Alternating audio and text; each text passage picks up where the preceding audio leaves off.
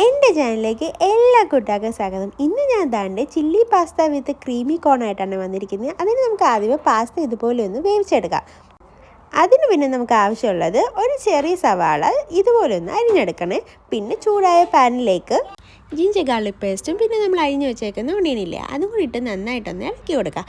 ഈ ഒരു പരുവാകുമ്പോഴത്തേക്കും നമുക്ക് അതിലേക്ക് പെപ്പർ ഇട്ട് കൊടുക്കാവേ.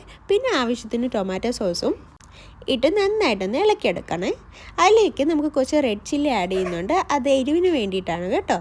അതിലേക്ക് ഫ്രഷ് ക്രീം ആഡ് ചെയ്ത് കൊടുക്കാം. പിന്നെ ഇത് നന്നായിട്ടൊന്ന് സോട്ട് ചെയ്തെടുക്കാം. അപ്പോൾ നല്ലൊരു ക്രീമി ഫോമായി വരും.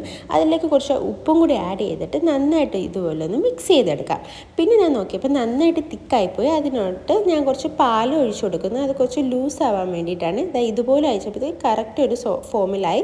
അതിൽ നമ്മൾ വേവിച്ച് വെച്ചേക്കുന്ന പാസ്തയും കൂടി ആഡ് ചെയ്തിട്ട് നമുക്കൊന്ന് മാറ്റി വയ്ക്കാം. പിന്നെ നമ്മുടെ മെയിൻ ആയിട്ടുള്ളൊരു ചീസുണ്ട്, അതായത് ഇതിൻ്റെ ടോപ്പിങ്ങിന് വേണ്ടിയിട്ടുള്ളതാണ് ഞാൻ ഈ തയ്യാറാക്കുന്നത് കേട്ടോ. അതിന് നമുക്ക് വേണ്ടത് ഒരു പാത്രത്തിലേക്ക് ബട്ടർ ഇട്ടതിന് ശേഷം നമ്മൾ വേവിച്ച് വെച്ചേക്കുന്ന കോണില്ലേ അത് ആഡ് ചെയ്ത് കൊടുക്കുന്നു. ഇത് ഞാൻ ഓൾറെഡി വേവിച്ച് വെച്ചേക്കുന്ന കോണാണ്. പിന്നെ അതിലേക്ക് നമുക്കൊന്ന് ബാലൻസ് ചെയ്യാൻ വേണ്ടിയിട്ട് ഉപ്പും പഞ്ചസാരയും കൂടി ഒന്ന് ആഡ് ചെയ്ത് കൊടുക്കുന്നു. പിന്നെ നമുക്ക് 2 സ്ലൈസ് ചീസും കൂടി ആഡ് ചെയ്തതിന് ശേഷം ഇതുപോലെ ഒന്ന് വെക്കാം. പിന്നെ ടോപ്പിങ്ങിലൊരു സ്ലൈസ് ചീസും കൂടി വെച്ചിട്ട് അടച്ച് വെക്കാം. പിന്നെ നമുക്കൊരു സെർവിങ് പാത്രത്തിലേക്ക് നമ്മൾ ഓൾറെഡി തയ്യാറാക്കി വെച്ചേക്കുന്ന ആ പാസ്ത ഇട്ടതിന് ശേഷം അതിലേക്ക് ടോപ്പിങ്ങിലായിട്ട് നമ്മുടെ ക്രീമി ആയിട്ടുള്ള കോണും കൂടി ഇട്ട് കൊടുക്കാവേ.